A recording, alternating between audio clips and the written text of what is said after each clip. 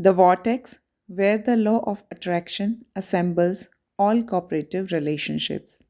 इस बेहतरीन किताब के लिए अब्राहम, एस्थर और जेरी हिक्स का शुक्रिया। मैंने कोशिश की है कि मैं एक बेहतरीन समरी आपको दे पाऊँ। आइए शुरू करते हैं।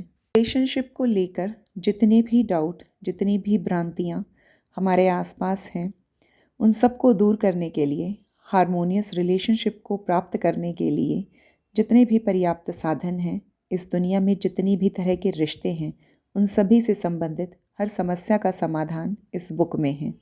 इस निरंतर विस्तृत होते यूनिवर्स में हमारे दो एस्पेक्ट हैं। एक नॉन फिजिकल ब्रॉडर एस्पेक्ट जिसे हम इनर बीइंग या सोर्स कहते हैं, और दूसरा फिजिकल बॉडी जिसे हम देखते, सुनते, छूते, सूंघते और महसूस करते हैं, और एक समय पर ये दोनों ही एक साथ एग्जिस्ट करते हैं। हमारे पास अपना एक गाइडेंस सिस्टम है जिसे हम इमोशनल गाइडेंस सिस्टम कहते हैं, जो हर कदम पर हमें रास्ता दिखाता है।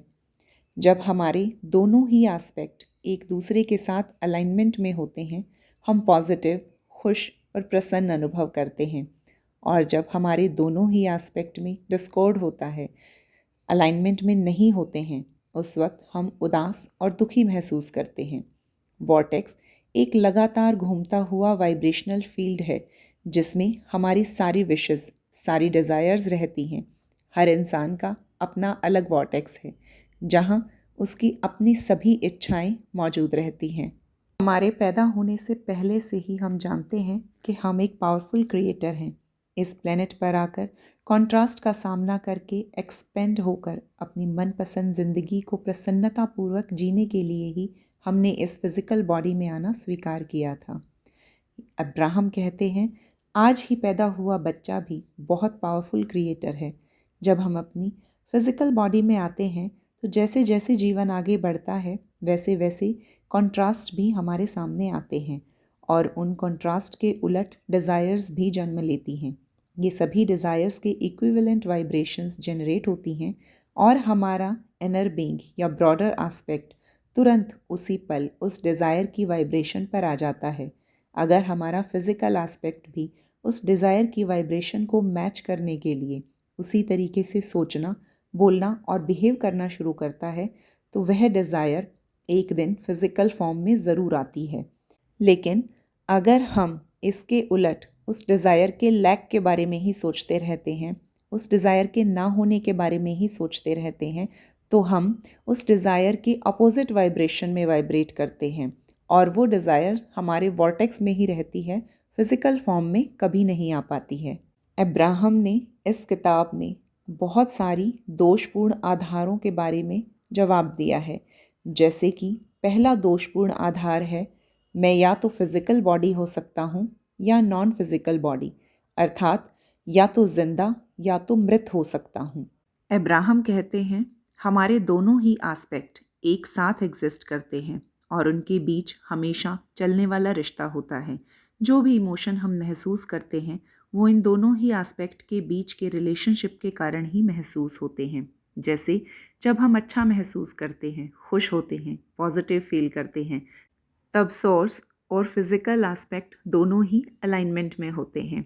जब भी हम परेशान होते हैं, दुखी होते हैं, सैड होते हैं, जलन या ईर्ष्या में होते हैं, तब हमारा फिज़िकल एस्पेक्ट सोर्स के साथ अलाइनमेंट में नहीं होता है।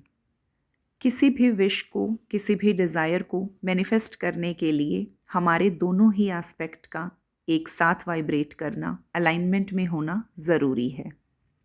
दूसरा दोषपूर्ण आधार है, मेरे माता पिता मुझसे पहले इस दुनिया में आए हैं, तो वो बेहतर तरीके से जानते हैं कि मेरे लिए क्या बेहतर है और क्या नहीं। अब्राहम कहते हैं, हर इंसान, हर बच्चा अपने इमोशनल गाइडेंस सिस्टम के साथ जन्म लेता है, और उससे बेहतर उसका भला कोई नहीं जानता। जब तक हम अपने इमोशनल गाइडेंस सिस्टम को फॉलो करते हैं, तब तक हम अपने अलाइनमेंट की तरफ बढ़ते हैं। जैसे ही हम अप्रूवल के लिए अपने माता पिता या किसी दूसरे व्यक्ति पर निर्भर करते हैं, हम अलाइनमेंट के विपरीत दिशा में जा रहे होते हैं। हमारा सबसे ज़रूरी रिश्ता अपने ब्रॉडर सेल्फ या सोर्स के साथ होता है। जब हमारा फिज़िकल सेल्फ हमारे इनर बीइंग या सोर्स या ब्रॉडर सेल्फ के साथ अलाइनमेंट में होता है, तभी हम अपने आसपास के रिश्तों में भी हार्मनी को प्राप्त कर सकते हैं। तीसरा दोषपूर्ण आधार है, यदि आप अनवांटेड चीज़ को बहुत ज़ोर लगाकर ज़बरदस्ती हटाएंगे तो वह चला जाएगा। अब्राहम कहते हैं कि ये यूनिवर्स इंक्लूजन बेस्ड है, एक्सक्लूजन बेस्ड नहीं। जब भी हम किसी अनवांटेड चीज़ को डेलिबरेटली ज़बरदस्ती खुद से दूर करते हैं तो वो और ज़्यादा हमारे जीवन में आती है, क्योंकि लॉ ऑफ अट्रैक्शन ना को नहीं समझता। ज़बरदस्ती हटाने के चक्कर में हम अपना सारा फोकस अनवांटेड पर ही रखते हैं और लॉ ऑफ अट्रैक्शन उसी चीज़ को हमारे एक्सपीरियंस में लेकर आता है जिस पर हमारा सबसे ज़्यादा ध्यान होता है। इसीलिए हमें अपना फोकस नेगेटिव पर नहीं, अनवांटेड पर नहीं, वांटेड पर लगाना चाहिए, तभी हम अपनी डिज़ायर को प्राप्त कर सकते हैं।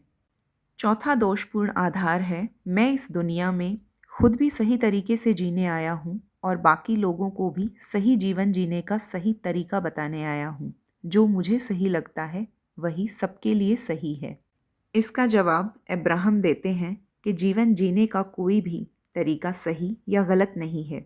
सबका अपना इमोशनल गाइडेंस सिस्टम है। अपने सोर्स के साथ अलाइनमेंट में होना ही सही तरीका है। जब हम अपने ब्रॉडर सेल्फ के साथ अलाइनमेंट में होते हैं तभी हम ट्रू पावर और ट्रू इन्फ्लुएंस को जनरेट करते हैं। मेरे लिए क्या सही है ये मेरे फिजिकल और इनर बीइंग की अलाइनमेंट पर निर्भर करता है। इसमें मेरा अपना गाइडेंस सिस्टम मदद करता है और किसी दूसरे के लिए क्या सही है वो उनके इनर बीइंग और फिजिकल बीइंग के अलाइनमेंट पर डिपेंड करता है। पांचवा दोषपूर्ण आधार है, क्योंकि मैं तुमसे बड़ा हूँ इसलिए तुमसे ज़्यादा समझदार हूँ और तुम्हें मेरी गाइडेंस माननी चाहिए।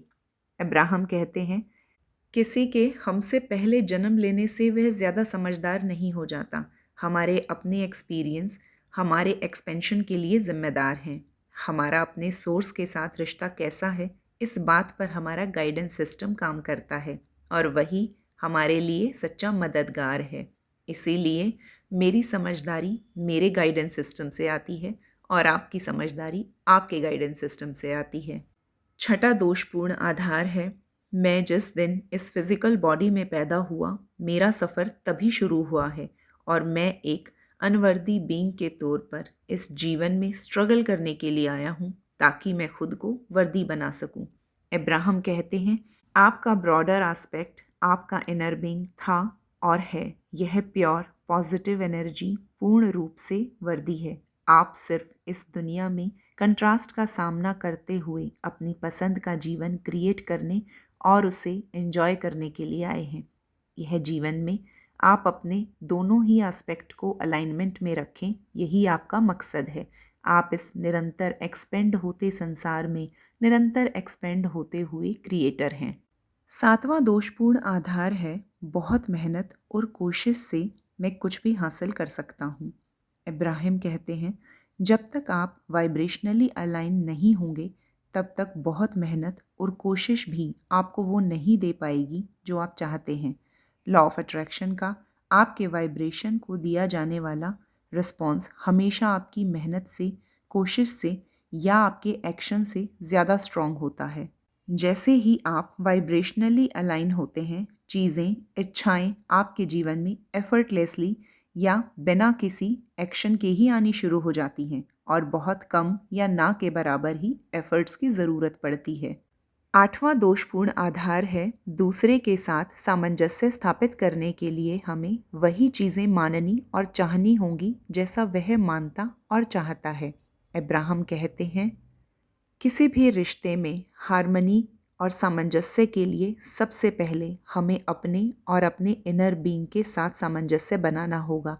जब हम सोर्स के साथ अलाइन होंगे तभी हम रिश्तों में हार्मनी को प्राप्त कर सकते हैं, भले ही हमारे बीच डिसएग्रीमेंट क्यों ना हो, क्योंकि हमारे भीतर का सोर्स सामने वाले के पॉजिटिव एस्पेक्ट ही देखता है और जब तक हम सिर्फ पॉजिटिव ही देखेंगे तब तक हम अलाइनमेंट में बने रहेंगे और रिश्ते में हार्मनी भी बनी रहती है। इसीलिए हमारा अपने सोर्स के साथ अलाइनमेंट में रहना किसी भी रिश्ते की हार्मनी को बनाने के लिए सबसे पहला और ज़रूरी कदम है।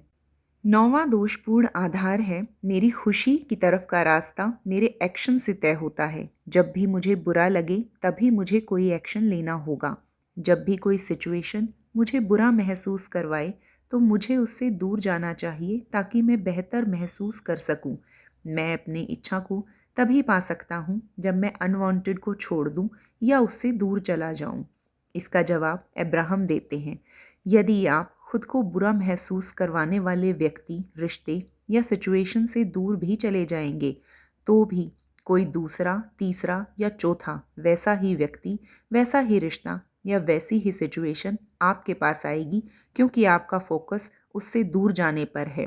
आपका फोकस अपने और सोर्स के अलाइनमेंट पर या अपनी डिज़ायर पर होगा, तभी आप उस अनवांटेड और उस बुरे लगने वाले एक्सपीरियंस को अपने जीवन से हटा सकते हैं। अपने फोकस को जब आप अपने आसपास के पॉजिटिव पर रखेंगे, तभी आप अलाइनमेंट में आगे बढ़ेंगे और अपने डिज़ायर्ड स्थान पर पहुंच पाएंगे।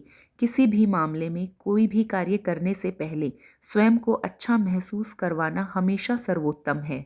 और जब आप अच्छा महसूस नहीं करेंगे, तब आप किसी भी ऐसे कार्य के लिए प्रेरित नहीं होंगे जो आपकी प्रॉब्लम को सॉल्व करे। 10वां दोषपूर्ण आधार है, मैं अपनी हर इच्छा को नहीं पा सकता। मुझे अपनी कुछ महत्वपूर्ण इच्छाओं को छोड़ना ही होगा ताकि मैं और चीज़ों को प्राप्त कर सकूं।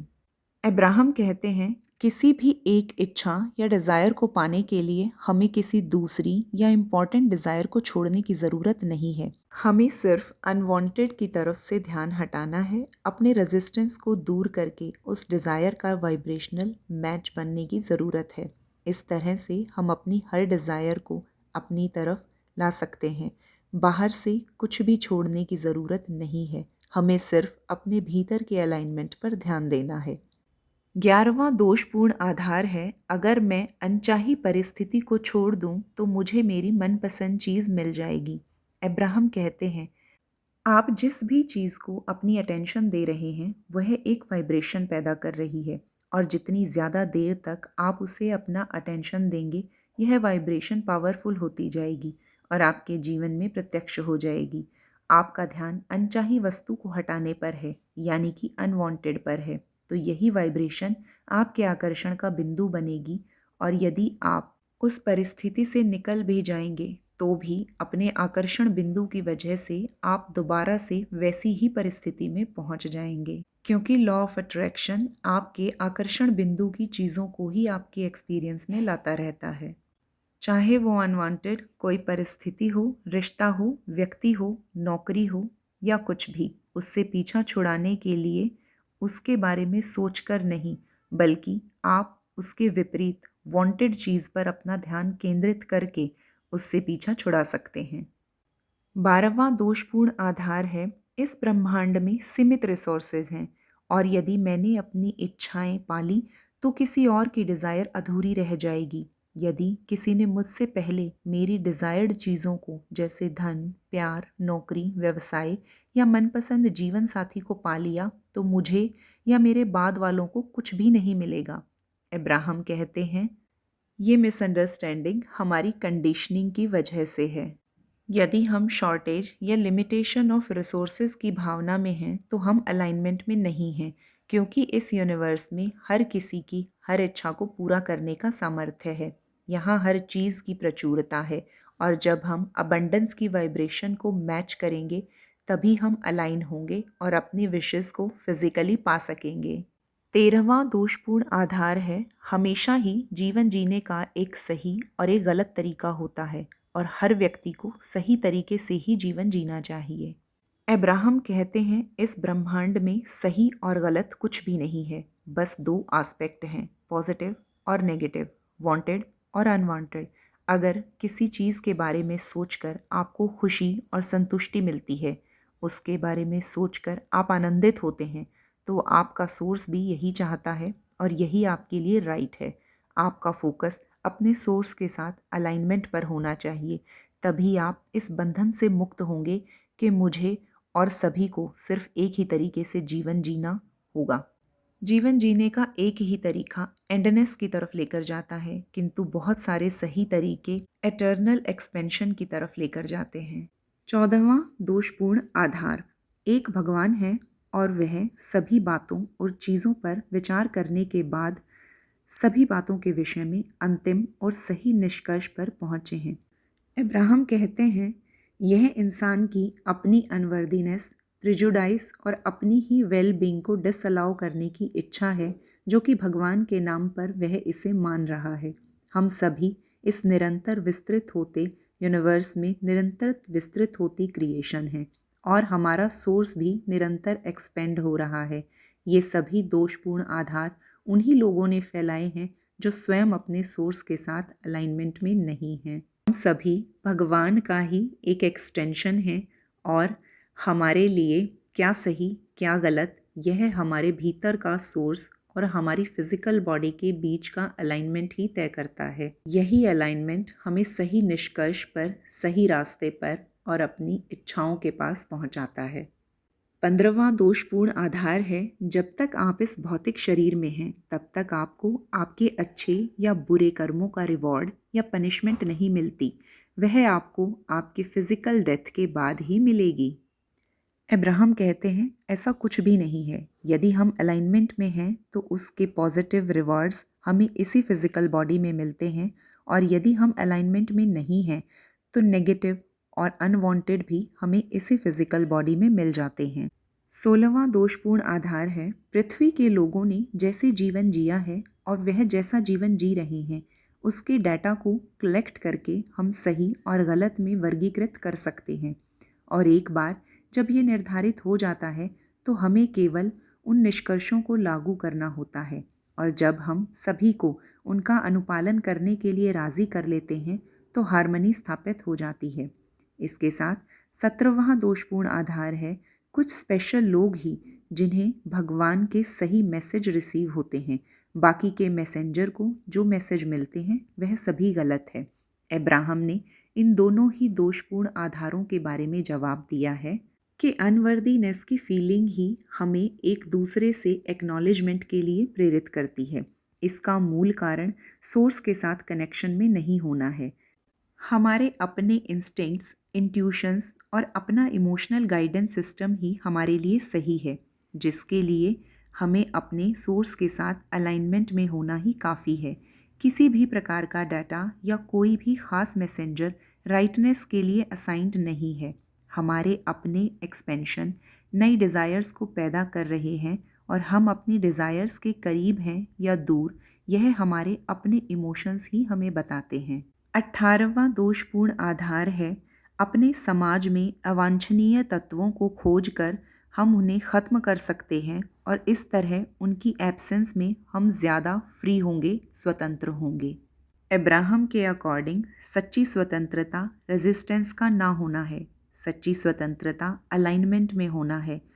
ट्रू फ्रीडम है फिजिकल और नॉन फिजिकल एस्पेक्ट का एक दूसरे के साथ ब्लेंड हो जाना। ये ब्लेंडिंग और अनवांटेड को पुश करना एक साथ नहीं हो सकता। जब आप लोगों को, रिश्तों को, सिचुएशंस को कंट्रोल करने की कोशिश करते हैं तब आप अलाइनमेंट में नहीं होते हैं। इसलिए अपना फोकस अपने सोर्स और फिजिकल बॉडी के अलाइनमेंट पर होना चाहिए, किसी भी दूसरे को इन्फ्लुएंस या कंट्रोल करने के लिए नहीं होना चाहिए। 19वां दोषपूर्ण आधार है, एक अच्छा रिश्ता वह है जिसमें शामिल प्रत्येक व्यक्ति का इरादा एक दूसरे के साथ समझौता और सामंजस्य स्थापित करना होता है।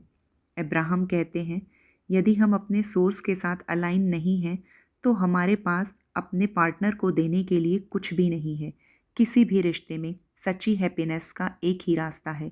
जब हम अपने हायर सेल्फ के साथ अलाइनमेंट में होते हैं तो हमारे पास खुश रहने की क्षमता होती है। हमारी खुशी और हमारे जॉय का रिस्पॉन्सिबल हम स्वयं होते हैं। इसके लिए हम किसी और पर निर्भर नहीं हैं।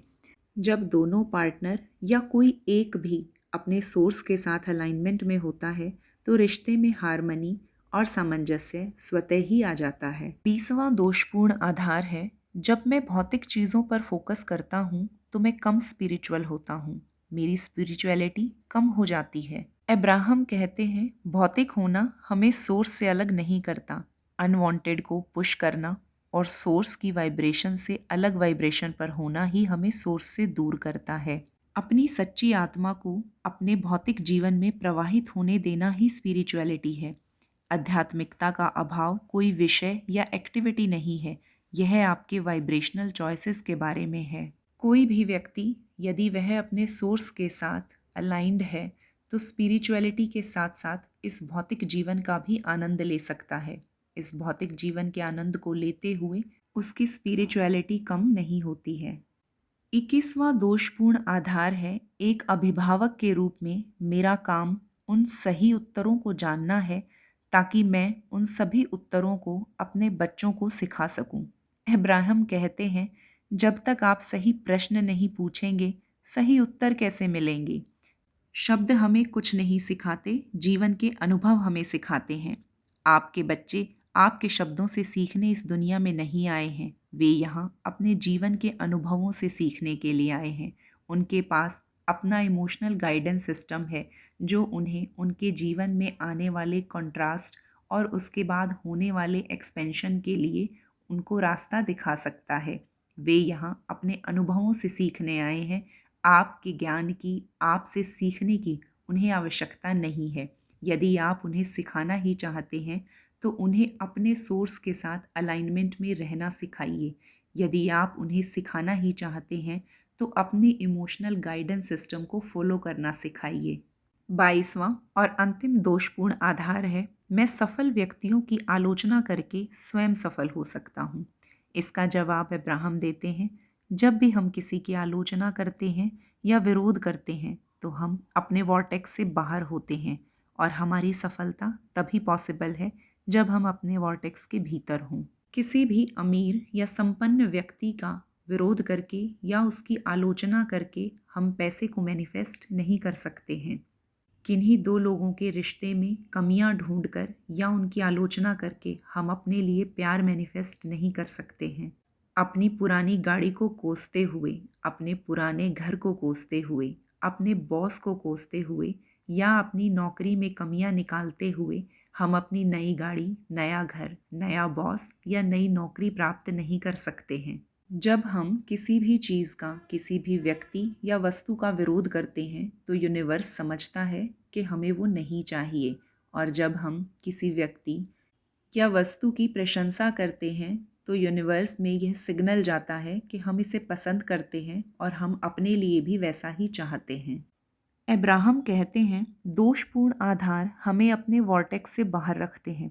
सफलता का विरोध करके हम सफल नहीं हो सकते, पैसे को क्रिटिसाइज करके हम अमीर नहीं हो सकते और अलाइनमेंट में ना हो करके हम मैनिफेस्ट नहीं कर सकते। इस पुस्तक का मकसद आपको ये याद दिलाना है कि आप कौन हैं, आपका इस दुनिया में, इस शरीर में आने का मकसद क्या है।